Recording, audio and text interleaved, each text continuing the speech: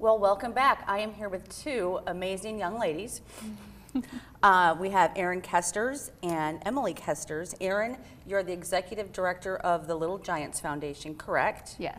And then Emily, you are the voice and face of SIOD. So we're going to find out more about that and what that means. So let's talk about the Little Giants Foundation and how that came to be.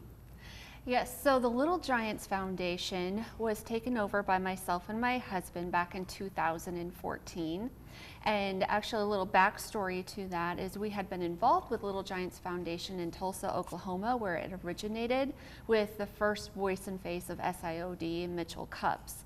And sadly, he lost his life to SIOD at the age of 5.5. Okay. And we had been already helping out with the foundation, and so once the family decided they just couldn't go on anymore with the foundation for him, we said we'll take it over here in Nebraska. So we pretty much wiped that out in Oklahoma, brought it to Nebraska in 2014, and here we are. Okay.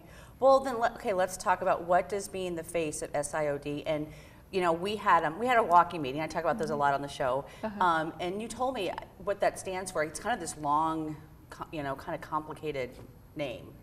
Yes, SIOD stands for Schimke Immunoosseous Dysplasia. Okay. It's a rare genetic life-limiting disease that's very complicated in and of itself to diagnose, to say, and just the complexities of it all. Yeah. So Emily, thank you for being on the show. You're welcome. So I'm excited to have you here. It's probably been a little over a year since I saw you have a run every September, right? Usually about September, October. Yeah. So I saw you then there. So let's talk about living with this disease and kind of how it all came to be. So, Mom, why don't you start and just kind of give us just a quick brief, what happened when Emily was born and you kind of discovered this, and then we'll talk about really how great you're doing now, because I know a little bit about you and what you're doing in school. So she actually wasn't diagnosed until the age of 4. It is a genetic disease, but it's so hard to diagnose, and that's one of the problems with it. And there are 5 currently in the US, and Emily is one of them, 50 in the world. So she was born premature, and that in and of itself was kind of a battle coming into this world 8 weeks early. Well, then about the age of 3.5, she started losing function in her kidneys. Okay. So she went for a kidney transplant at about the age of 4 from her dad, so 10 years ago. And then she had so many complications, got cancer twice, and from that, this diagnosis came. So she's been battling. You want to tell them a little bit about all of the things? I just had my 55th surgery. Oh my goodness, and how old are you? 15. Wow, that's a lot. That's a lot. And what else are you kind of dealing with? My cat's gonna have her 7th litter of kittens. Wow, your cat's gonna have her 7th litter of kittens? Wow. And I'm in school again. Okay, yeah, you're in school. So you're 15, and we talked a little bit. What do you like to do in school? See my friends. Wonderful. Do you have any favorite classes? Do you like to sing, do art? I have a skit concert. A skid? Singing concert Singing tonight. concert. Okay. Well, that's really fun. So, again, I know you guys do a lot also here in the community to raise awareness, because it is so rare. My goodness. And you said 50 in the world? Yes. Okay. I was just talking to somebody. I said 50 in the United States. 50 in the world is makes you very special. So, what kind of events? I mean, what do you do? Do you travel around? Do you speak to people? How do you bring awareness to the community about this? There's many things that we do. So I talk to other families around the world. That gets interesting sometimes with communication barriers. Sure, I bet. But Skype technology is great.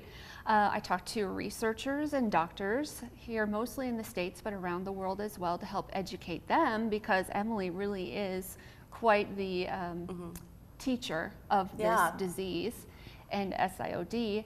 And then we put on some different fundraising events, like our annual farm run that we do. Right, I've done that. That's a lot of fun. It's challenging, but a lot of fun. Yes.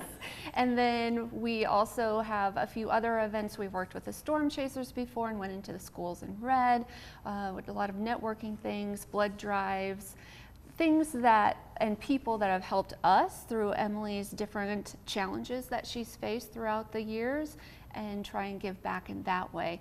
Also, we hold pageant titles. Right. Yes. Yeah. You told me about that, and I've seen pictures too. Yeah.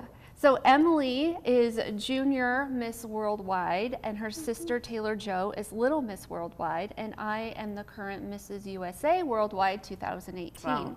And our platform, of course, is Little Giants Foundation, and that's another way that we go around. I give speeches, talk about, share Emily's story and our Little Giants Foundation. Well, in our last minute that we have, do you have any words of inspiration, and what inspires you? What do you get excited about?